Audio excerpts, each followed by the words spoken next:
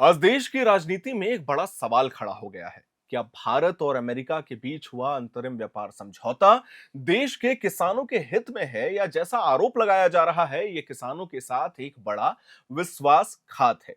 इसी मुद्दे को लेकर कांग्रेस नेता राहुल गांधी ने प्रधानमंत्री नरेंद्र मोदी से 5 सीधे और तीखे सवाल पूछे हैं। उनका कहना है कि इस समझौते से दूरगामी असर भारत की कृषि व्यवस्था, किसानों की आय और देश की जो संप्रभुता है उस पर पड़ सकता है। वहीं सरकार ये साफ शब्दों में कह रही है कि किसानों और मछुआरों के हित पूरी तरीके से सुरक्षित हैं, और विपक्ष बिना पूरी जानकारी के भ्रम फैलाने की कोशिश कर रहा है।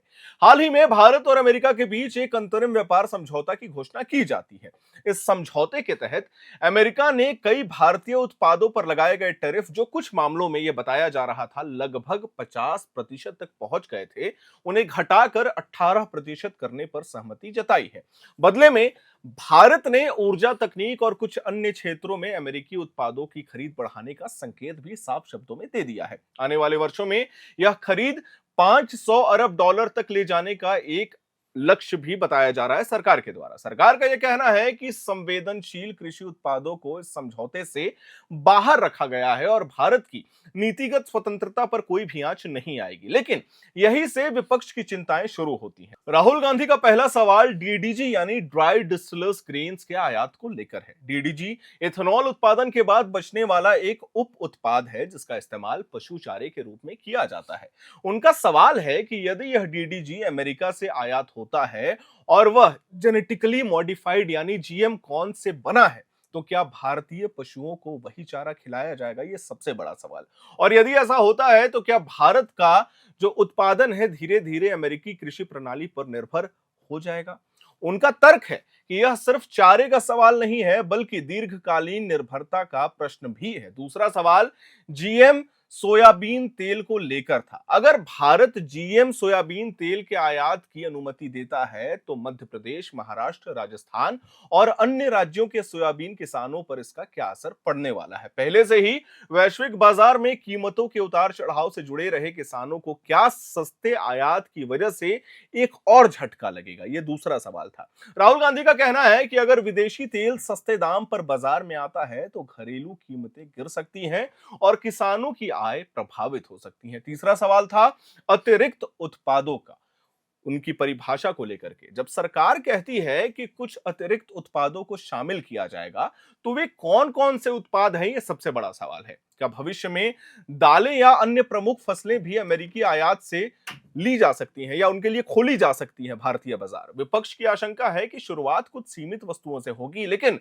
धीरे-धीरे दायरा बढ़ता जाएगा। चौथा सवाल गैर व्यापारिक बाधाओं को हटाने के अर्थ पर है। राहुल गांधी पूछते हैं कि इसका वास्तविक मतलब क्या है? क्या भविष्य में भारत पर दबाव डाला जा सकता है कि वह जीएम फसलों पर अपना रुख नरम रखे? क्या न्यूनतम समर्थन मूल्य यानी कि जो एमएसपी होते हैं वो सरकार खरीद की व्यवस्था को या किसानों के लिए जो दिए जाने वाला बोनस होता है उस पर भी असर पड़ेगा? उनका कहना है कि इन सवालों के स्पष्ट जवाब देश को मिलने चाहिए। पांचवा और सबसे व्यापक सवाल यह है कि अगर एक बार यह दरवाजा खुल गया तो क्या हर साल इसे और चौड़ा करने का दबाव नहीं बढ़ेगा? क्या कोई स्पष्ट सुरक्षा प्रावधान है जो यह सुनिश्चित करे कि धीरे धीरे और भी अधिक कृषि उत्पाद इस समझौते के दायरे में ना आ जाए? तो राहुल गांधी का कहना है कि यह सिर्फ आज का मुद्दा नहीं है, बल्कि आने वाले वर्षों की दिशा तय करने वाला फैसला है।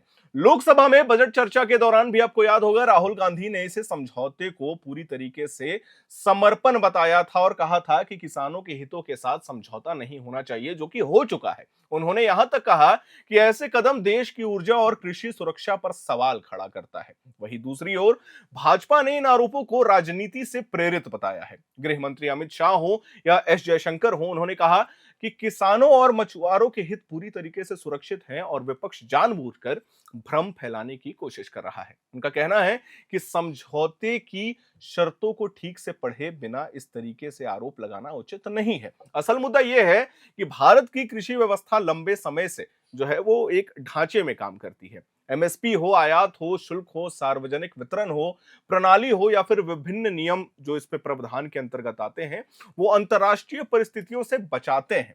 अगर किसी भी समझौते से इस व्यवस्थाओं पर दबाव पड़ता है, तो उसका असर लाखों किसानों पर पड़ सकता है। वही सरकार का यह तर्क है कि यह समझौता भारतीय निर्यात को बढ़ावा देगा, उद्योगों को राहत देगा और अर्थव्यवस्था को मजबूती देगा, जिससे अप्रत्यक्ष रूप से ग्रामीण अर्थव्यवस्था को भी लाभ होगा। यह बहस सिर्फ राजनीति तक सीमित नहीं है, बल्कि किसानों के विश्वास से भी जुड़ा हुआ मामला है।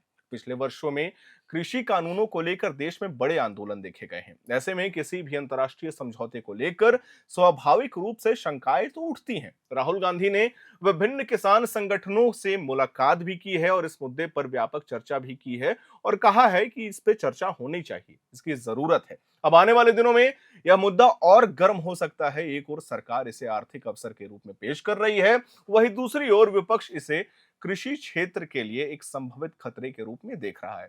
सच्चाई अंततः समझौते की अंतिम शर्तों, उनके जितने भी पारदर्शिता है उस पर निर्भर करेगी। देश के लिए जरूरी है कि इस विषय पर स्पष्ट जानकारी सामने आए, ताकि किसानों, व्यापारियों और आम नागरिकों के मन में कोई भी भ्रम ना रहे, क्योंकि यह सिर्फ एक व्यापार का समझौता नहीं है, बल्कि भारत की कृषि और आर्थिक दिशा से जुड़ा एक अहम निर्णय है। खैर, इसके बारे में आप क्या सोचते हैं, यह हमें कमेंट बॉक्स में जरूर बताइएगा। मैं उम्मीद करता हूं आपको हमारी यह जानकारी, हमारी यह वीडियो पसंद आई होगी। इसे लाइक करें, शेयर करें, हमारे चैनल को सब्सक्राइब करें।